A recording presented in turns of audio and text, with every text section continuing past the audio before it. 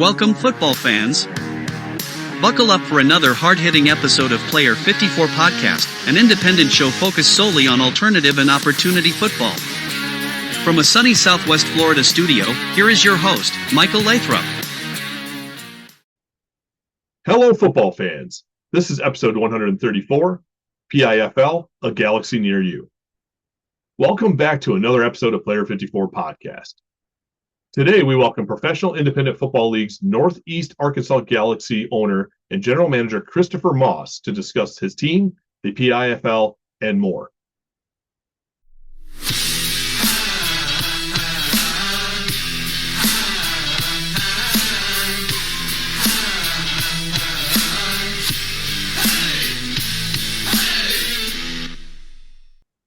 Welcome, Kristopher. I appreciate you taking the time to appear on the show to discuss the Northeast Arkansas Galaxy, Professional Independent Football League, and possibly more. Well, thank you for having me. I'm excited to be on it. This is kind of a first thing for me, so I was real happy when you reached out, and I was more than happy to put my time into this just to talk to you and go into just kind of details about everything. Well, it's a pleasure, and I think not only for myself, but for those tuning in, it's always one of those opportunities to learn more, right? We see maybe some things on social media, and we don't really know much more than what, our eyes first glance. So this is an opportunity. But, Kristopher, I believe it would be beneficial for those tuning in if you could take a moment to share your background with football and the launch of the Northeast Arkansas Galaxy. Yeah, absolutely. I myself have been playing football since I was 5 years old. Started at flag, moved up through middle school, junior high, high school. I had a couple different opportunities to play college, and ultimately, with kind of everything in life that was going on at the time, I decided to stay at home for college instead of taking an offer and playing ball somewhere and just closer to family. It was my second year of college. I got messaged. I can't remember who it was at the time. It's been so long ago. It's been about 10 years now. It was 2015. Someone had reached out to me about a semi-pro team in the area. It was called the Arkansas Gators out of Jonesboro. I talked with that individual for some time, went to a team tryout, and then I joined the team. At this point in time, I'd never heard of semi-pro, developmental, or anything like that. It was all very new to me. I ended up playing semi-pro from 2015 to around 2020, 2021. Played a couple different charity games where they would, the people that would host those charity games, they would kind of draft players from teams all around the states and surrounding states, and then just kind of put on for a good charity event. And then I played on a couple different teams, the Arkansas Gators, the Jonesboro Gladiators. But one thing I noticed is I live in Paragould, Arkansas, which is just north of Jonesboro. But in the Northeast Arkansas area, there was never any teams that kind of stuck around for very long. The Gators was only around a couple years. The Gladiators was only around for a couple seasons. There were some other teams that just kind of popped up and then never really played a season. So all the closest teams were hours away, surrounding states or central Arkansas. There's some developmental teams in the Northwest area and then southern Arkansas. And funny enough, there's a big team out of Central Arkansas called the Arkansas Punishers. They've got a pretty big following. I want to say they've been around for 7 years, somewhere around there. But I had filled out a prospect form and actually attended a tryout in the fall of 2023. Went to the tryout, made the team, and then ultimately decided it was just not very beneficial for me to be traveling 2.5, 3 hours, 2-3 times a week with having a full-time job. I have 3 children, so I got a family, so I was just like, that's a lot of traveling. I'm not going to get to really play or be able to put in the time that I need to put into to play if I'm having to go that far. So I talked to a few people I knew that have kind of been around the semi-pro world for a while and was trying to get somebody to start a team somewhere in the area that was close so I could play again. And that just never really panned out. And then me and a really good friend of mine, we went to high school together. His name's Cody. Um, we started kind of joking about the idea, oh, we should just start our own team. It can't be that hard. And the more we talked about it and joked around about it, the more we were like, maybe we could do that. So in November of 2023, we sat down, we founded the team. I guess you could say that was when it was actually founded together. Um, we come up with the team name. We just kind of uh, was searching. I guess you could say is a good word. We were searching for like a good football team name, but also something different. You kind of a lot of times in minor league or semi-pro or just club organizations, you kind of hear the same team names, being repeated. A lot of people mimic off of the NFL team names, or they use like I don't want to say generic because I don't want to downplay anybody that uses names like that, but you just see a lot of repeating names. So we wanted to kind of pick something that was different and that would stand out and that not only would fit the mold for the team, but would be a good marketing aspect, something that can market well. Because when you're building an organization like this that you have goals for to eventually maybe turn it in from a developmental team into an actual professional team where we're bringing in enough revenue to pay players and staff and everything because that is the ultimate goal here. Um, and you're picking a name for that, you want something that's going to market well, that can get out there and draw crowds in and draw interest in. So we come up with a name in 23. We started building the website. I built the website myself.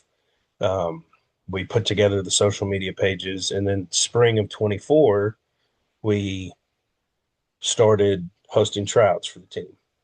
Um, a lot of developmental minor league teams around here play in the spring. There is a few different summer leagues, but we didn't start having tryouts until April of 24. So we kind of weighed the option. Well, we could try to get into a league this year, but we sat and we thought about it, not just from a business aspect, but from a football aspect. You don't want to rush to build a roster and then 3 months after you maybe have a full roster, jump into a league. You don't want to do that to the organization. You don't want to do that to the players. We felt that that would set them up for failure. So we took the whole year of 2024 tryouts, open practices, networking, doing some community events just to try to get the name out, to bring players in, to build the fan base, and just kind of build everything. And then we entered into our first season actually this past spring this year.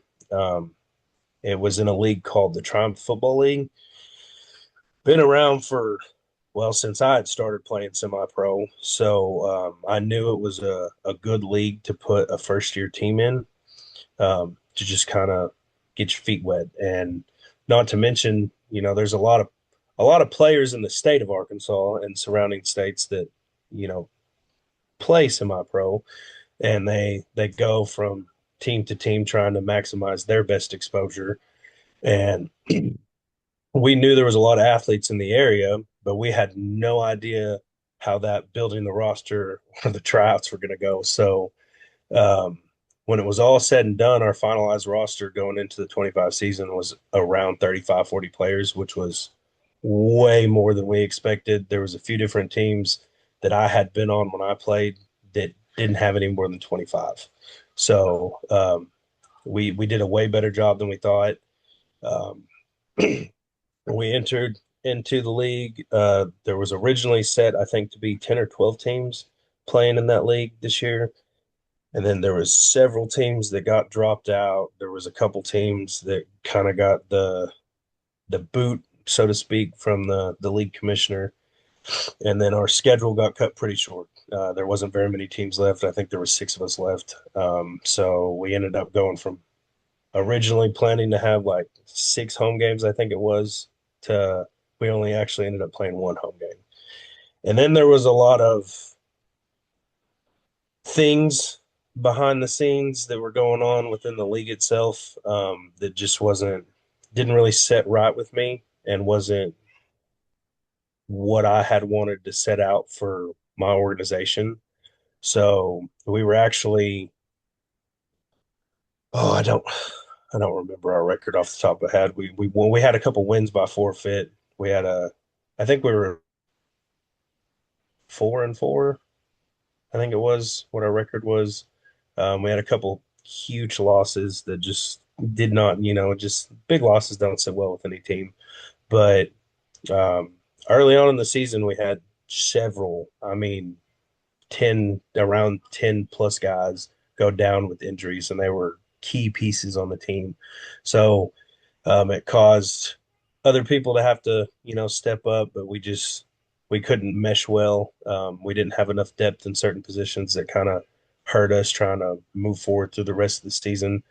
So between the injuries and then the behind the scenes stuff that was going on, that was just not it was not a good environment for us anymore, and it was going to put players in positions they didn't need to be put into. It was turning into more of a backyard football with no regulations kind of deal, and that's just not what we were looking to get into. So we had made the playoffs, but we had a team vote with all the players, and we had made the decision to remove ourselves from the league before playoffs even started, just because we didn't want to take the chance to anything crazy happening, and just kind of ruining what we were trying to build. And most of the players that we had recruited, I think with the exception of four guys, were all rookies to the developmental scene, hadn't played ball since high school.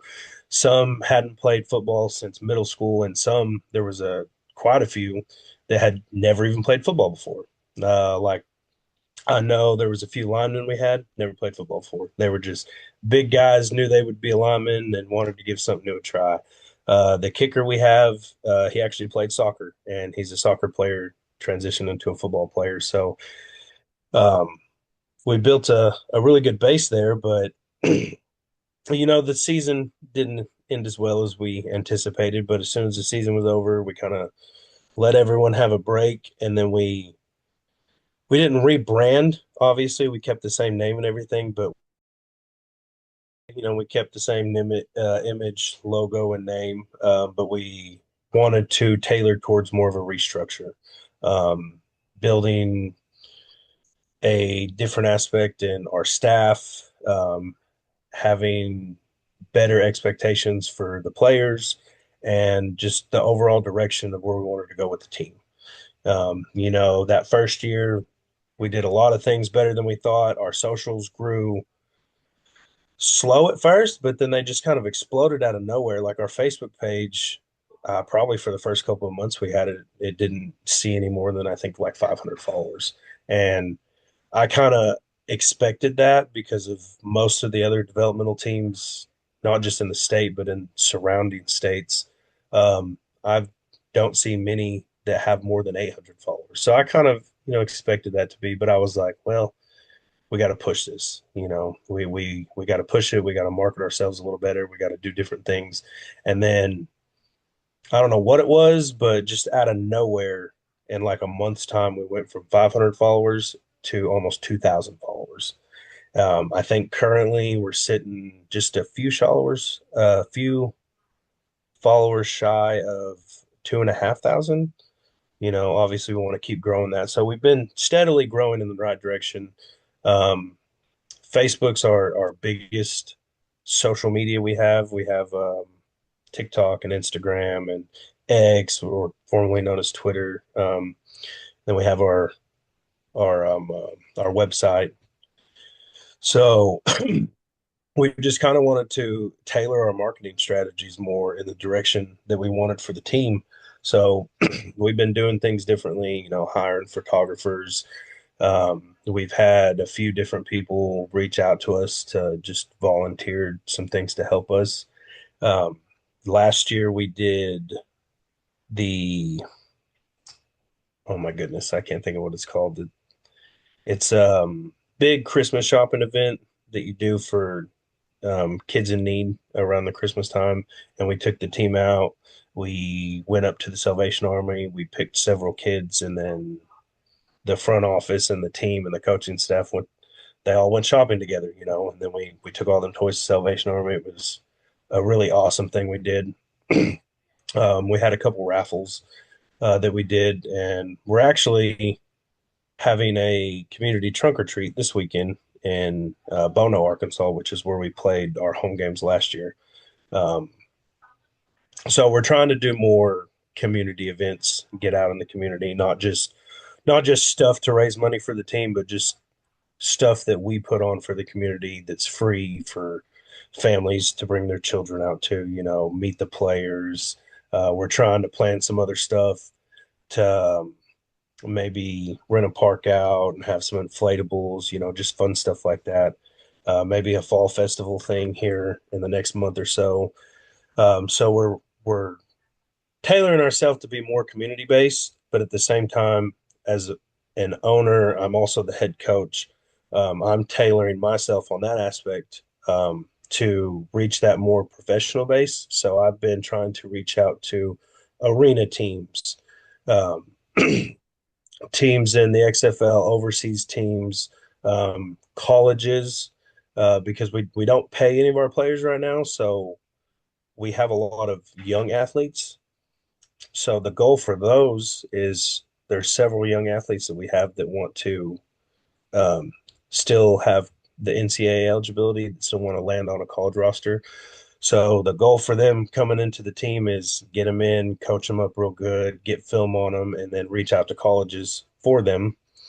Um, Recruiters send film in, and then try to get scouts out to come take a look at those guys so maybe they can land on the roster. And then same with the guys that want to go play arena or even higher, maybe overseas, is get film, make highlight reels for them, or just sit down with that player and kind of see what their goal is and what they want to do. And then, of course, at the developmental stage, you have your group of athletes that don't really want to do anything with it. They just love to have the opportunity to still play again. So we kind of fit the mold for all of those different avenues. And we're trying to do more as a front office to really fit that mold a lot better for them, give them more exposure, do more things for them. And I personally, I've reached out to several arena team general managers that I've talked to since last season that were kind of keeping an eye on some of the players I had, and I'm going to continue to do that. And we're going to continue to try to bring in more tools to our disposal to give those athletes more platforms to put themselves on to get them more exposure and not just the team itself. So as much as I love running the team, and the end goal is the team can make revenue where we can transition from developmental to more professional minor league, and maybe get to the point where we're able to pay players and be that professional team. Right now, that's not a next year reach I necessarily have. Like, I'm not trying to rush anything to make it next year, because the foundation that we built it on was not a money grabbing foundation. It was to help the athletes in the area that go unnoticed. And that is the one goal that we try to make sure we keep right in front of us as we continue our journey, just going through everything, because that is the most important thing, is helping those athletes that maybe they went to a smaller school and they didn't get a lot of recognition, or maybe they just didn't have the right coaches trying to help them out and get them exposure. Maybe they didn't know how to reach out to recruiters and market themselves. So that's what we want to do. We want to really push that for them, because that's really what it's about, to help those guys out. Well, Kristopher, this is pretty interesting because we're going to segue into the move that your team's making. You talk about the semi-professional space, and obviously there's the horror stories, right, of like various teams, leagues, quality of football sometimes is brought up. So it depends on who is watching, who gives it a time of day, who doesn't give it a time of day. But you were talking about you want to do something more. And with something more, I'm going to bring up the Professional Independent Football League here, the PIFL. They went public back in the spring with its plans to kick off here in 2026. And, in recent years, there have been several professional football leagues, some that existed in name only, currently never went beyond that. Others that didn't make it out of training camp. They might have got a couple weeks in a training camp, but they didn't get past that. We have a few that limped through some games, that maybe by week 5, 6, or 7, then also they don't complete their schedule. They end up ceasing operations. We've seen some that are able to get through a season or two, maybe even merge. But in this professional space, the next step up that you're looking to take here with your team, it's always been kind of shaky too, right? So semi-pro has its, questions, its concerns, its horror stories, but so doesn't this minor league, non-NFL, non-Canadian Football League space.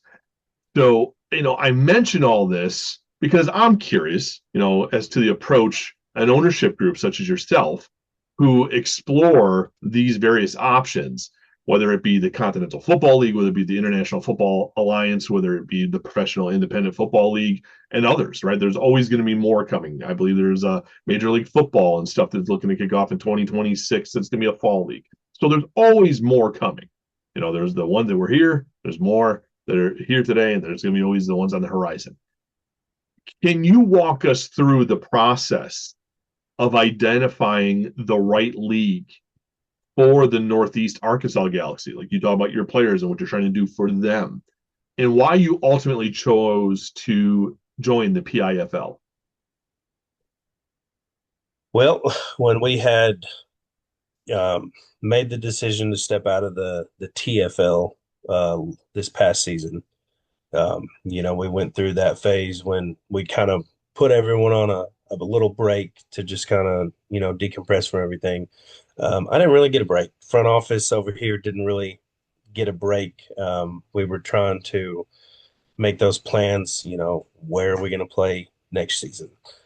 What leagues are around that we can play in next season? What is beneficial for us? So, the first thing we did, sitting down is obviously every league has got a buy-in. You got league fees to pay that um, I want to say in good faith, most leagues use that league buy-in from the teams to kind of fund the same things. Some may do things a little differently, but I know a lot of the repeating factors is they use the league buy-in for championship games or to cover championship rings, maybe host an all-star game for the players out of all the teams after the championship game's over with.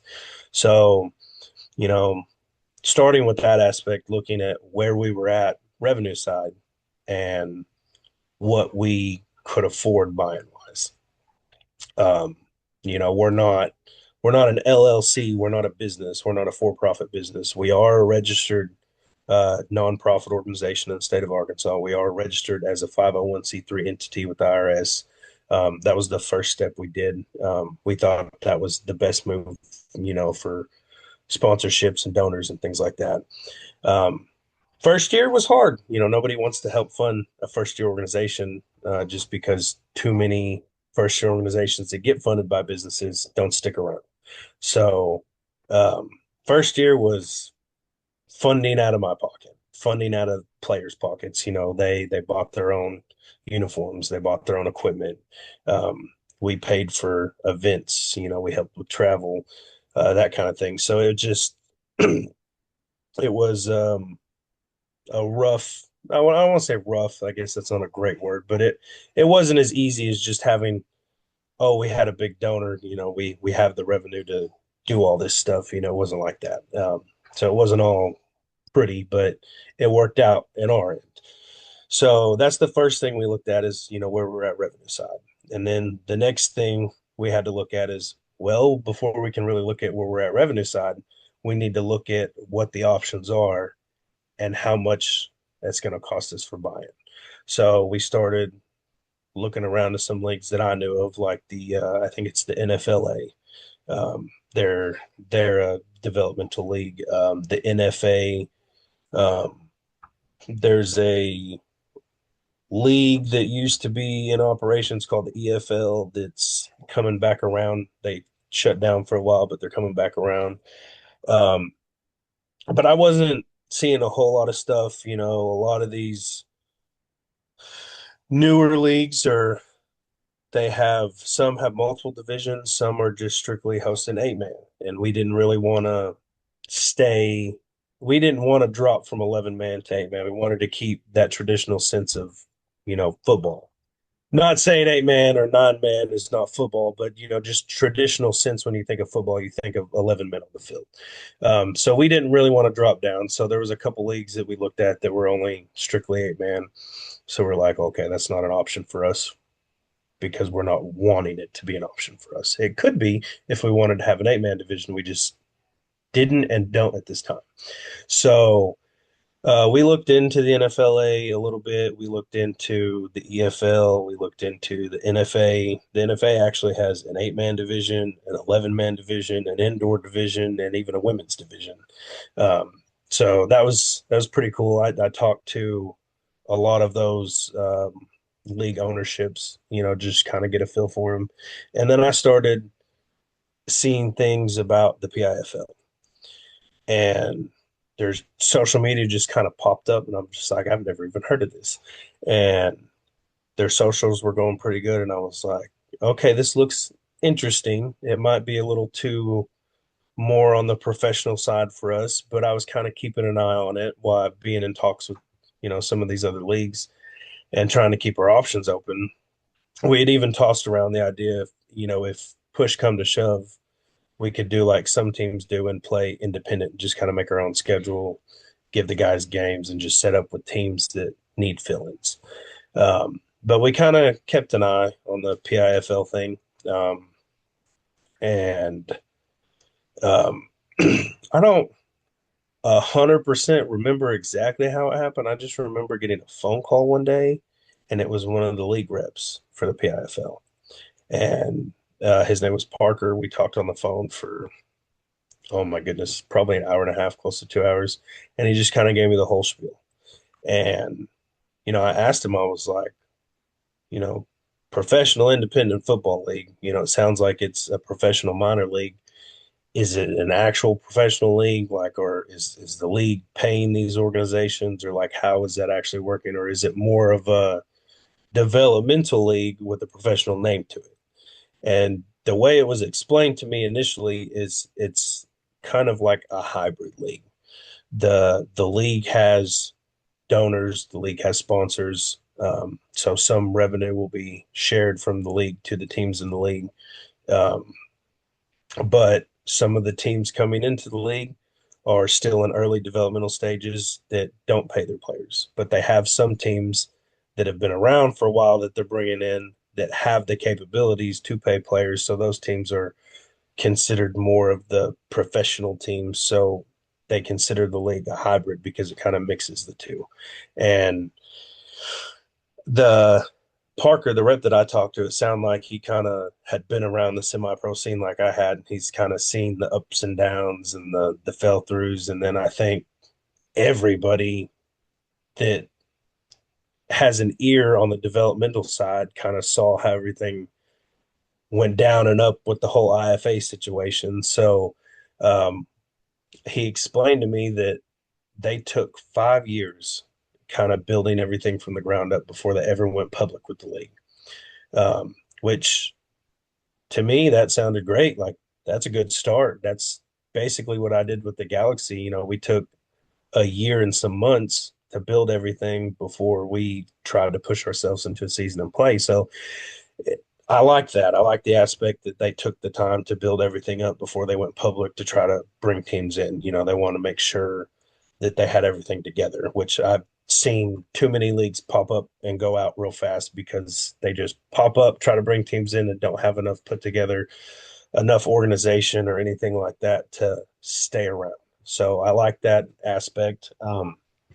The buy-in for the league fees wasn't anything crazy, which the developmental scene it never usually is. When you get into like the professional scene, those buy-ins tend to be a little more because they expect those teams wanting to come in to be more self-sustaining. There's I forget the name of it, but we had a gentleman had reached out to me about a new league coming in. It's 9-man football, and it's going to be played in the arena. And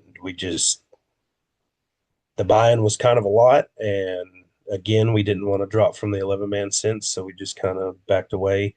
Um, we looked into the Continental Football League. I absolutely love how they're bringing that brand and they're organizing things over there. It's just not in our spec right now to be able to push into something like that.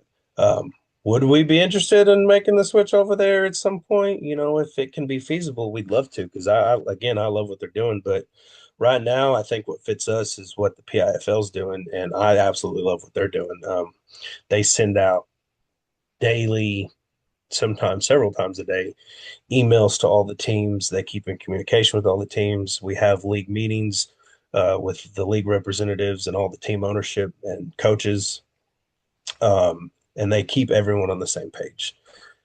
We haven't posted scheduled dates yet, but they've given all the teams scheduled dates yet already, so the teams can make sure that they have their venues for their stadiums set up and lined up for the season, so they know ahead of time.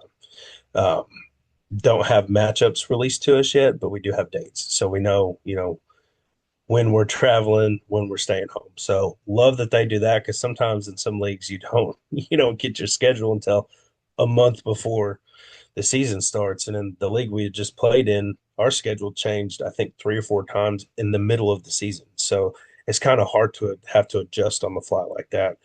So I love the organization. I love the communication they're given, um, all the sponsorship deals they're working out that gives the teams more capabilities, discounts on things like charter buses or plane tickets if we opt to have to fly anywhere. And one thing they're doing is they haven't solidified all the teams in the league yet, so I don't know exactly where everyone's based out of, but they're trying to minimize travel on everyone in regular season. So you're not having to, because I know the Michigan Eagles are part of the PIFL. So like Arkansas to Michigan, that's a hefty drive, obviously shorter if you fly, but it's still some travel. But what they're trying to do is they're trying to keep the closer states closer for travel. So you only have to go for maybe 5 hours away instead of taking a 10, 12, 14-hour bus ride to all the way up in Michigan or all the way down to like Miami, Florida. So I like that they're doing that. They're trying to keep the team's best interests in in their purview, which is great. It's great that they're not just looking out for themselves. They're genuinely trying to look out for the teams they're bringing in. Um, their their their plan for exposure and the athletes, I think, is awesome. They're hosting a combine in January to bring free agents in. Some of the teams already have rosters, and that's perfectly fine with the league, but this gives all the teams an opportunity to see other athletes that they may could get to join their organization and play for them. And then just even the athletes that are already on a roster on a team, it gives them the opportunity to go through what a combine feels like. Those that may have never done anything like that before, it gives them that opportunity. They're going to have a league draft where they do a nice public showing for drafting players to each team. I think it's great the spotlight they're trying to put on everybody and the exposure they're trying to bring. To my knowledge, they're going to have a league media team that's going to stream and film all the games for every team. So that takes some stress away from some of the teams, and that's a good avenue for them. Um, I think they're going to be partnered with Huddle, which is great for all of us because especially some of us that do the ownership and coaching role. Now we have that Huddle tool to really help with film breakdown and playbooks and things like that. So I know they've got a lot more in store that they're trying to iron out before they announce everything, and that's a really good thing I like too is they don't tell us things until it's a solidified deal. Instead of, well, not just this avenue, but just in life, sometimes jobs or people, they might tell you something, oh, we're going to do this, we're going to do this, and then it never happens.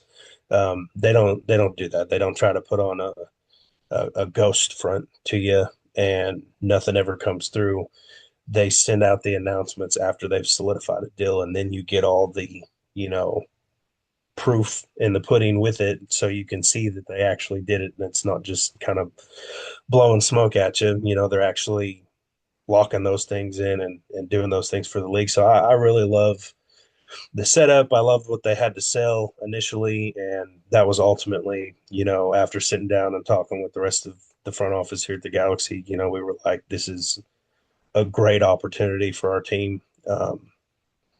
We're only going into year two of playing wise, technically 2.5 years since we were founded at the end of 23, but 2 full years, we're going into being an active organization, and to be able to make a move like that this early on, I think was a great opportunity for us. And I'm glad we hopped into the train on that. And I'm real excited, for 26 to get here so we can see how things, really pan out. Because obviously, even with how things are going, you never know how things are really going to be until it happens.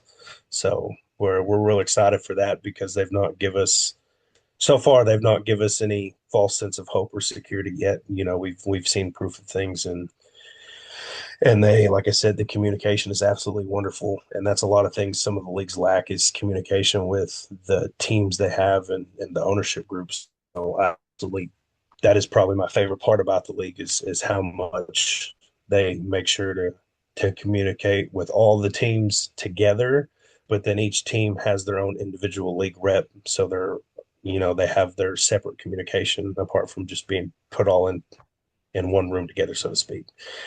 Um, they had a conference back in August. I think it was in Atlanta, that all the teams got an invite to. I unfortunately wasn't able to physically attend the conference, but for the owners that weren't able to physically attend, they had Zoom links up for us to attend via teleconference. So that was a really nice touch to still include the guys that couldn't physically make it there. So it's just, we like what we're seeing from them. We like, their plans for it. And I don't really just speak for myself on this. The other teams that I've talked to that are in the league, we're just all excited for the season to get here and get to play. And, that's ultimately what we want to do is to put on for each of our cities we have in and really maximize that exposure for it. And we're all just ready for 26 to get here because it's going to be more of a summer tailored league. So I think, if I remember correctly off the top of my head, it'll start in May and it'll run through July. So yeah, I saw that posted on the Facebook or social media accounts. So I'm kind of looking at this, I ask you questions from the ownership side and joining and what you're seeing, but I also, when you sit back, yeah, you need teams to have a league, but you need fans to support the teams, right? So now we look at this, and I always talk about the skeptics that are out there because, the space has just been burnt one way or another. And there's a lot of just people that, I know that DM me all the time, like, what about the PIFL? What about, and I'm like, I know some things, but I'm like, this is a great opportunity. So, the Professional Independent Football League has publicly existed for 6 months and been fairly active on the social media, platforms. As you mentioned, that was kind of a, oh, hey, what's this? It looks pretty good. Yet the league has yet to announce a leadership team, right? In some cases, they're CEOs, they're commissioners, presidents, the front man of a league. We haven't seen that announcement. What can you tell us? You mentioned you have your team rep, Parker, but what can you tell the fans tuning in about the PIFL's leadership team and its vision for 2026 and beyond? You kind of shared that these teams are coming in from different spaces, teams that are fairly new, some been established, some got the rosters built out. So I mean, it seems like it's kind of this is me. Don't let me just correct me if I'm wrong. But from what you're telling me, it sounds like this is going to be a mixture of maybe teams still operating somewhat semi-pro-ish and teams maybe somewhat being pro. So that I'm looking at the term professional at the front. How professional is this? Is there more that you could shed light on the PIFL as far as the professional aspect? Are you planning on paying your players in 2026? Is it kind of like you said, kind of a hybrid? So I'm not here to I'm just Right. I got people asking me, so this is a good opportunity where you could shed some light on what you're allowed to say at this point, because I know things are still Right. fluid, so to speak, still working. So, Um, with things still being in the work, there's I'm sure a lot of stuff that hasn't been announced to the ownership groups yet, as far as the teams go. To my understanding, and the several talks I've had with the league rep, is the league is put together by a league board. I don't know exactly how that's set up. I want to say that there's 8 to 10 board members, maybe, but I don't quote me on that. Don't hold fire to me on that one because I don't know the exact details of it. But I know they're made up, to my understanding, of a league board. I don't know if they have like one specific president of the league or how they're operating it, or if they're operating it in more of a board structure. But I do know they have a league board. They vote on things. Um, Other than that, though, I'm not 100% sure on like if they're gonna announce the leadership team on their side or how they're gonna announce it, or how they want to go about that. That's not information I've been privy to, so I honestly don't know. I can't. It's not that I can't say it's that I just don't know.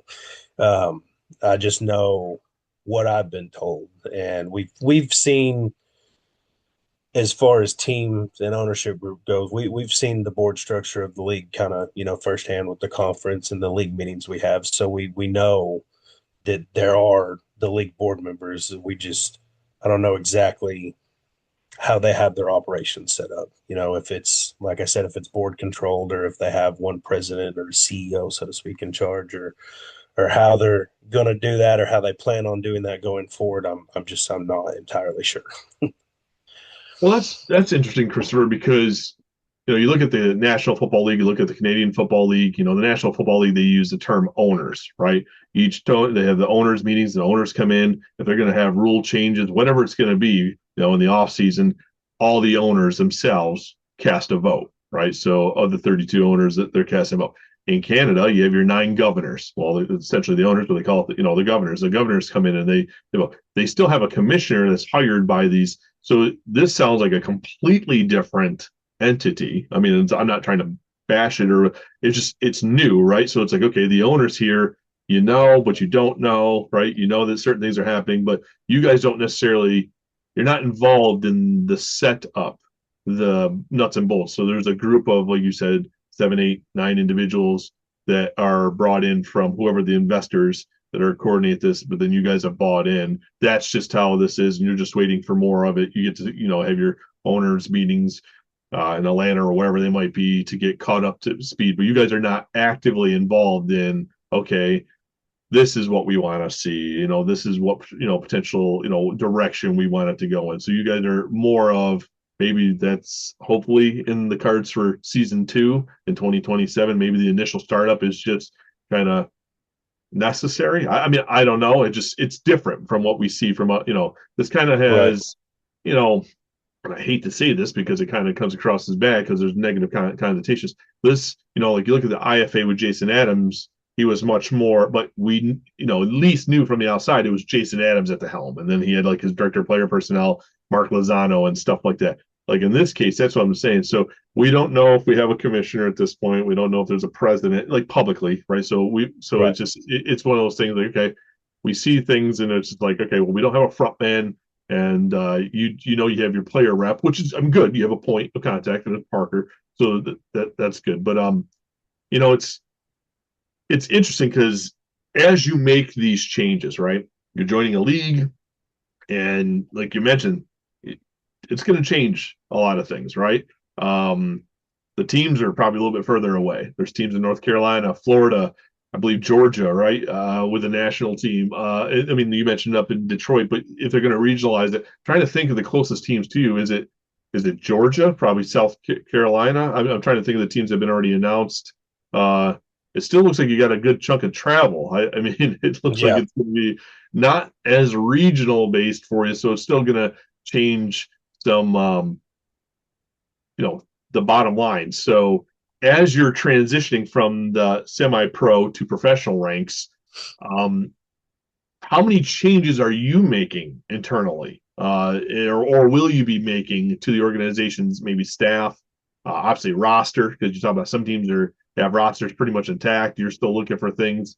Um, I wouldn't like to say, are you doing a complete overhaul because you're taking one step, but I'm assuming there's going to be some familiar faces to some extent. What will that look like from where you're coming from to where you're headed for 2026? So, okay, I can give a pretty good rundown on that. Before I dive into that, I do want to recap on what we were just discussing with the Sure. league and everything. There have been several decisions. I guess I probably could have mentioned this earlier. There have been several decisions that they have tailored into a vote with all the ownership teams on, All right, cool. like, if we want to play NFL rules, or, some leagues still play by the NCAA rules. What kind of footballs we want to use, venues, things like that. They do tailor us into votes on some things. Um, it just, that goes back to me saying I don't 100% know the ins and outs on how their ownership is entirely, or if you look back at some of the stuff they posted and how they've announced some things on social media, it's just kind of been not sporadic, but if you really look at it from a marketing aspect, you could tell that they've announced things in certain phases. That's not something that's been announced to me, so I don't know exactly how they have their announcements lined up. But you can just, from a marketing aspect, you can tell that they announce things in certain phases. So, maybe for you, me, the other ownership groups, or everyone that asks you that wants to know, maybe that's something they have, just lined up that's just not been announced yet. I think it's a good thing, especially if they do it, because that'll give some comfort to a lot of people that are maybe eyeballing it right now, like they did with the IFA, with everything that happened with the IFA, which, like I mentioned earlier, that's something I kind of watched and saw, and I looked into the IFA, and it was like a $35,000 bind or something like that. Like, it was absolutely crazy, but then nothing ever really came to fruition, and only a few different teams played a few different games in it, that kind of thing. But as back to your recent question, I do know there is another team in Arkansas that'll be in the PIFL. They're called the Arkansas Valor, and they'll be based out of Little Rock. So that is obviously the closest team to us. The Good. last time I Good. talked to last time I talked to the league, they had explained to me that there was four more teams pending, um, for entrance into the league, and that's pretty much all I got. Like, I don't know idea of where those four teams are at, or what. I just know that there's four more, pending entrants. So maybe region speaking, they'll kind of help really centralize everything. Everything right now is kind of Arkansas, Florida, Georgia, Michigan. It's kind of spread out a little bit. Maybe the other four teams, if they're not all in the same state, they kind of makes that spread a little better. But as far as how we're gearing up to go from this year to next year, um, we're always recruiting. The recruitment never stops. We've got per league rules, we have to maintain a minimum of 45 players on the roster. We're capped at 65 on the active roster. So kind of a little bit different from the NFL, where they got a 53 Right. man roster. We'll have a 65-man roster.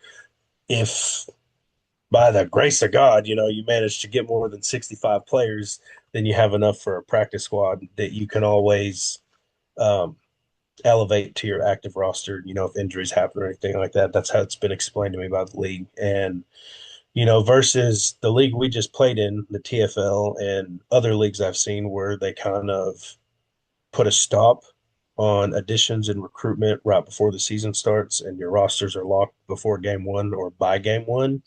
Um, the PIFL, they're allowing teams to still make additions during the season. I guess you could say, like, in the NFL, where you can still trade and add players and things like that. Obviously, at the moment, I'm pretty sure they don't have a trade block set up, just because everyone's kind of every team's kind of independently owned, but it's not under the same kind of umbrella like the NFL is. It's a little differently, uh, obviously, but we're always recruiting. We had a huge staff change, I guess you could say, as from last year to currently right now in the off season. At the end of last season, I think I lost four coaches that left. Two of them left and decided to start their own team. They're going to be playing in an 8-man uh, league next spring.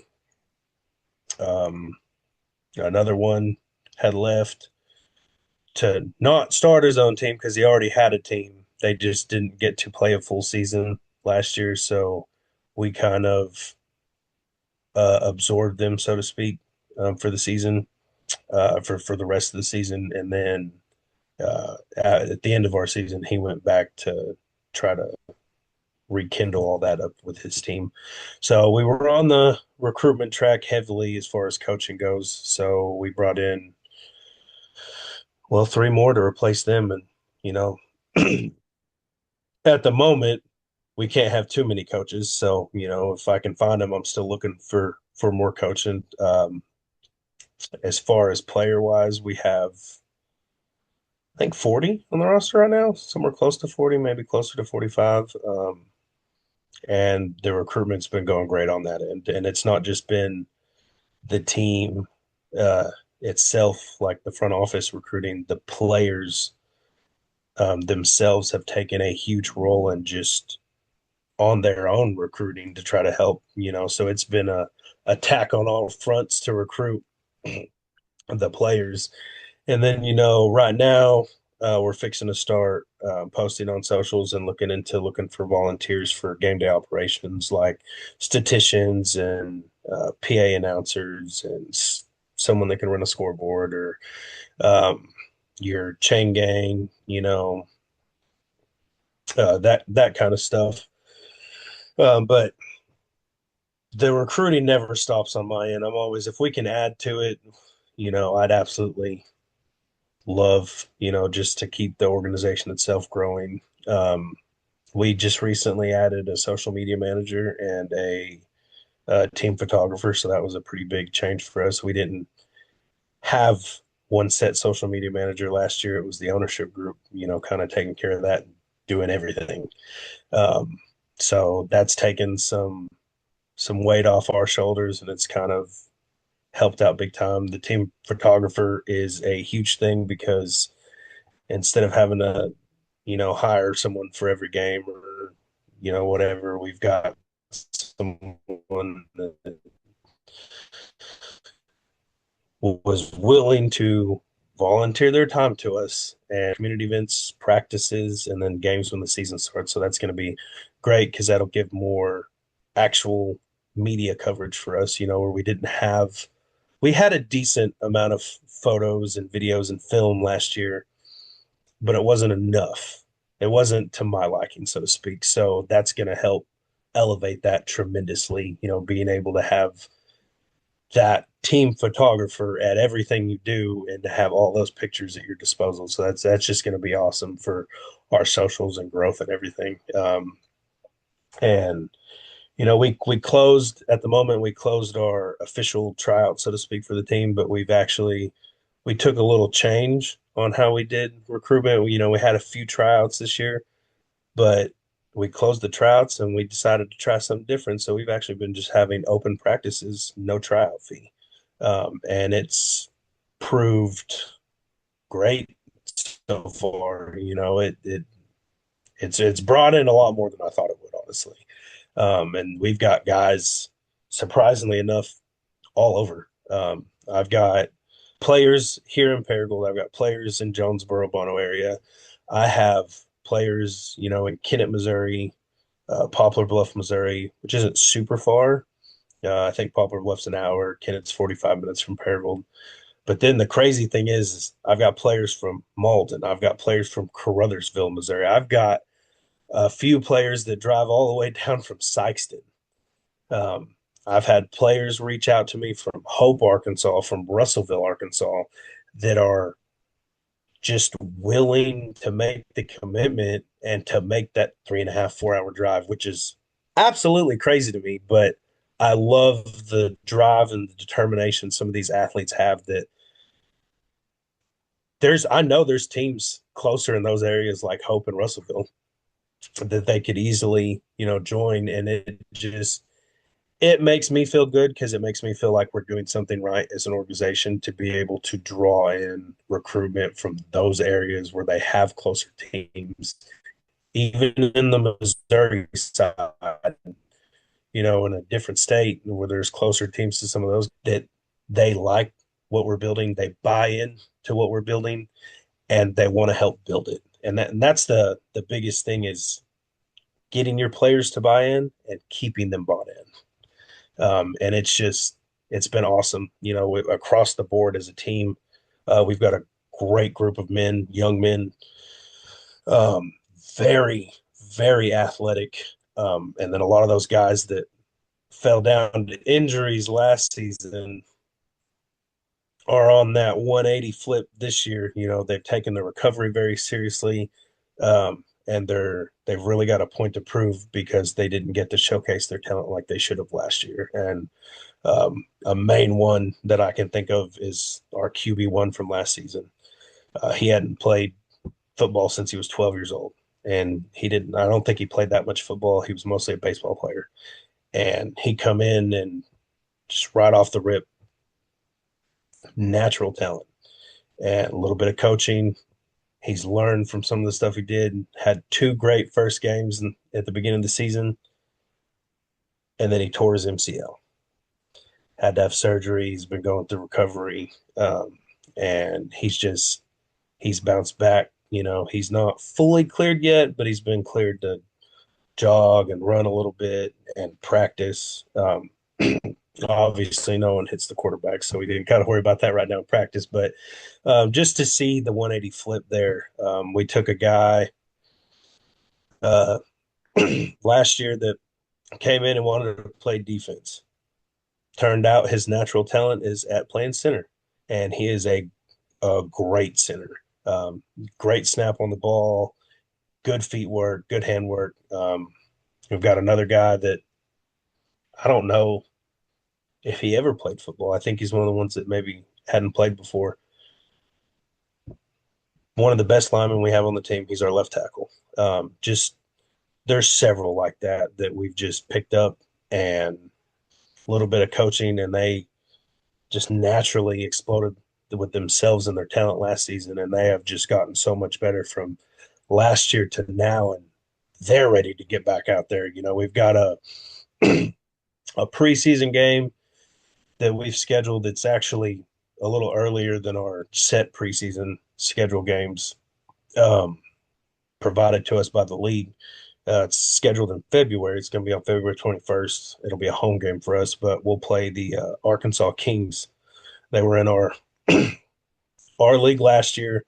They were a first year organization like we were. The big difference between the two of us is they had a lot of veteran players. So where we consisted of mainly rookies last year, they had a lot of seasoned vets. Good team, very good athletes. We weren't able to come out with wins either times we had matchups with them last year. We're just we've taken the off season very seriously, and with us having solidified that preseason game for us just a few weeks ago, actually, we're hoping with the path we've been on so far to be able to flip the script and come out with a win on that one. But we're excited for it. It's turned into kind of good little in-state rivalry, I guess you could say, with two developmental teams. So as always, anyone knows rivalry games are usually good games all around, even if it's a blowout. And we're just hoping to change the aspect on that in comparison to how we matched up with them last year. But I like the direction we've gone from last year. I say last year, the season was this year, but I've liked the direction we've gone from last season to how we are in the off season. We already look exponentially better, and I'm just excited to continue on that path and watch these guys keep developing and honing in their skills. And it's just 2026 is going to be a real big season for us because I know a lot of the players as well as the coaching staff have a lot to prove from a team aspect to what we didn't get to really showcase last season. So it's going to be a big page turner for us, I think. But I think if we just continue on the path that we're on, that we're going to definitely change the way some people view how we are. You mentioned you pretty much have stopped the tryouts, whatever, but I'm assuming, like you said, recruiting efforts, you're probably open to more players coming in. So if somebody's seeing this, if somebody's coming across their social medias and they're looking for, an opportunity to reach out, how can they contact the team? Is it contacting you directly via email, sending their film? Is it something that they just got to DM the social media channels? I mean, again, I'm just curious. How should they do it the right way versus everyone's just trying to look for a way to get something? If you could kind of share that. Yeah. So, of course, there's been several different avenues how people have reached out to join the team. Some have gone through players. Some have gone through me personally. Some have gone through some of our other staff. We try to funnel everyone to our website. It's theneagalaxy.org. We have a prospect player form on there. They fill it out. As soon as it gets submitted, we get the notification that someone submitted a form. We can look at it, and it gives us kind of the rundown on them, height, weight, positions, college experience if necessary, developmental experience, if applicable. And then we see it, and then I myself or our general manager, typically then reaches out to that player to talk more about it. Some athletes message our Facebook page. Some message our Instagram page. We've had athletes message our TikTok page.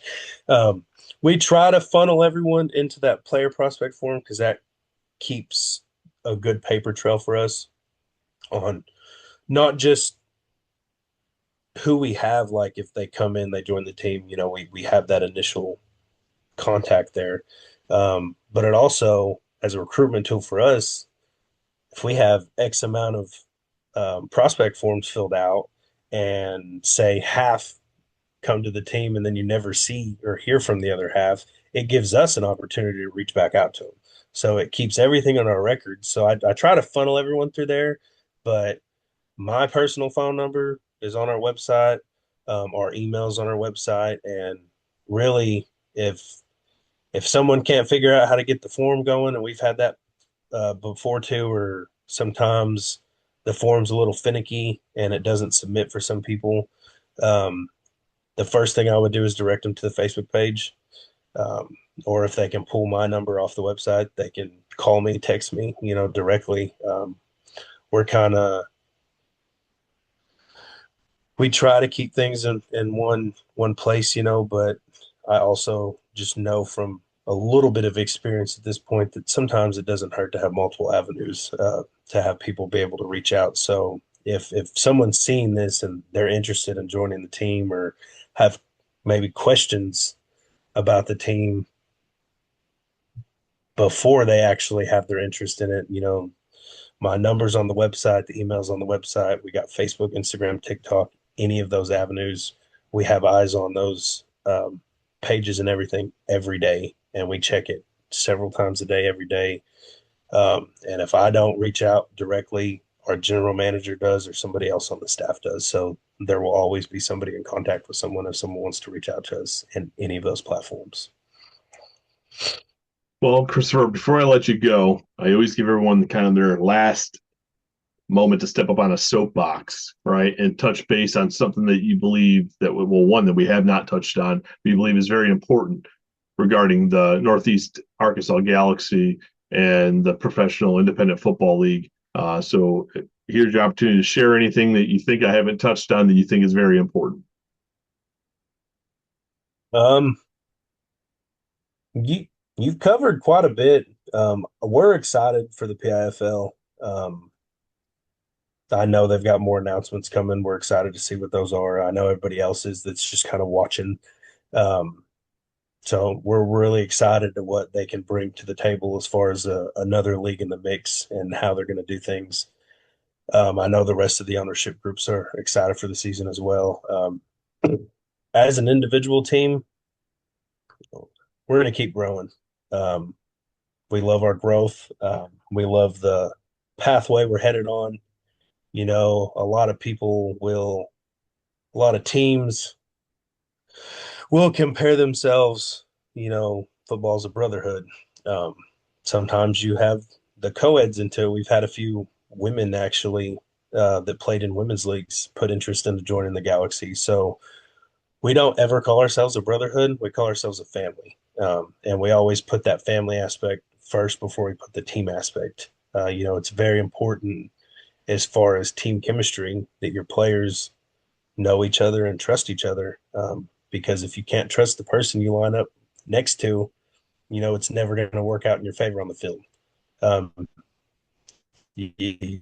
so we really push that family aspect, and we really try to stay close. Most of these guys didn't know each other when they came into the team, and how it is now is I've had players at my house several times, that just come and, hey, coach, I got a question. Instead of calling me, they just show up at the door.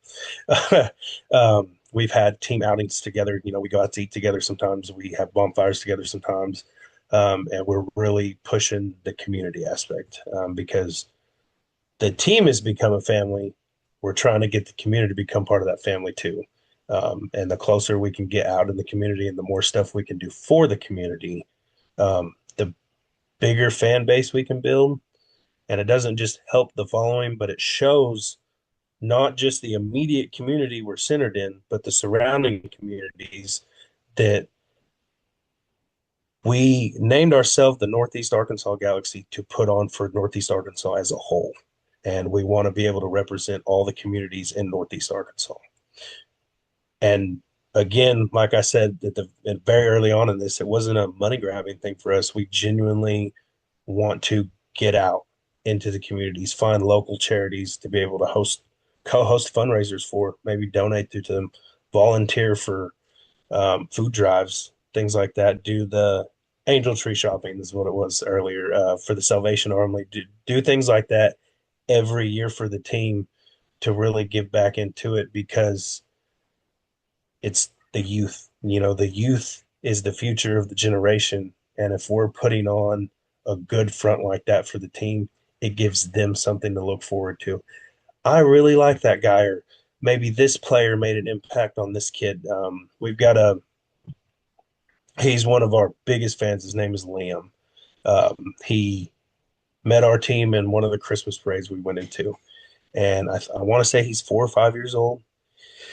He's he has some special needs, but he absolutely loves the NEA Galaxy. We've given him a jersey. We've taken pictures with him. His family got free season tickets from us last year. His uncle is one of our coaches. He's our offensive defensive line coach. We have made such an impact on that child that we want to do that for all the children. And that, to me, is more important than winning the ball games, is to get out and make that impression in your communities to show them what you're really here for.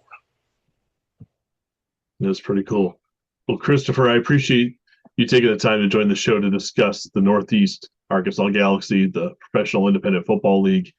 I know you and your fellow PIFL owners have a lot of work as you prepare for the league's inaugural season here in 2026. So I wish you, the Galaxy, the league, best of luck, as I know it's no small task to kind of get these things going. There's a lot behind the scenes that needs to be done.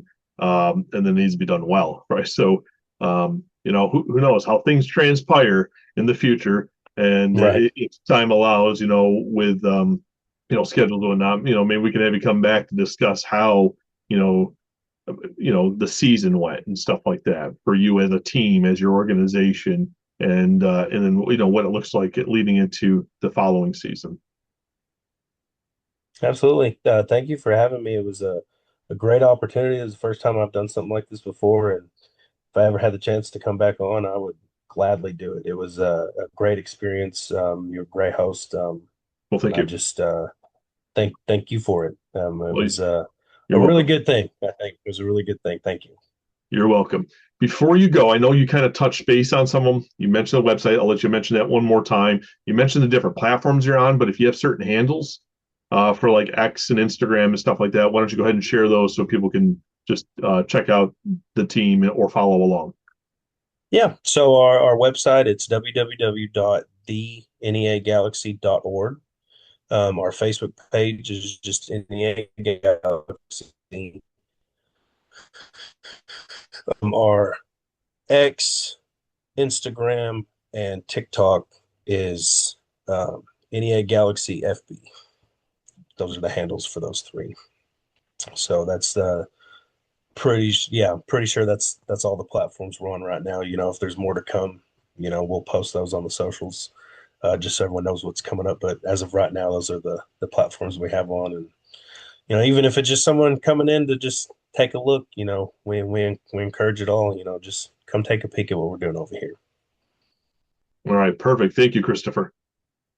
Thank you. You're welcome. If you have followed me or tuned into the show for a while, you know I believe in professional alternative and opportunity football leagues, and establishing a minor league system similar to baseball and hockey can be beneficial and successful if done properly for football. So when I first learned about the Professional Independent Football League, it sparked my interest. Like many of you, I tend to be a bit skeptical of startup football leagues and their legitimacy. I wholeheartedly believe that the leadership and structure is the key to any entity's long-term success. I am appreciative for the opportunity to have Kristopher appear on the show and provide us with some insight into his team and the PIFL. For the sake of the football ecosystem, I wish them well in their preparations for the inaugural 2026 season. That concludes another show. Thank you for tuning in, and I look forward to having you all back soon for a all new episode of Player 54 Podcast.